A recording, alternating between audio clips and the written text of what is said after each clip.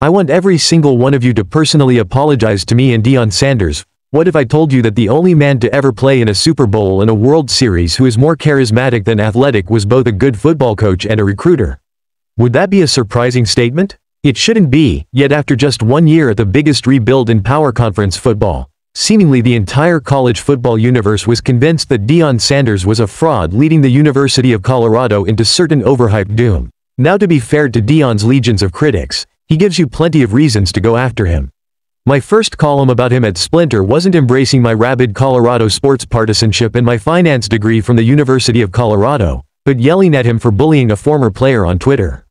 I am not a total Deion sycophant and am not some Johnny-come-lately to the football program either, as I have proof on my wall of my lifetime dedication to freezing my ass off at Folsom Field back when tickets were tickets. Colorado was 1-11 when Deion took over, and they were actually a worse football team than that record indicates. They won 4 games in Coach Prime's first year and now have won 8 games so far this season. They have improved by leaps and bounds every week, as an offensive line that was among the worst in all of college football last year now is smothering players week in and week out.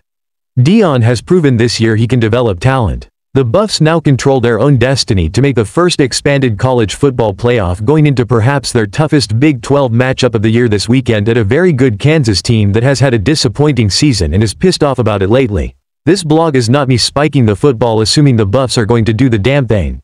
Just pointing out that going from 1 win to 4 wins to 8 wins is a very normal successful college football rebuild. And the Buffs could lose out from here and still call this season the kind of progress that Boulder hasn't seen in over a decade. And yet, the entire sports media universe has collectively lost its fucking mind over Deion's bombast, ironically looking at the Buffs through his superficial lens designed to manipulate these haters and earn CU free media in the sports hot take universe, while completely missing the obvious football realities on the field that actually define his legacy.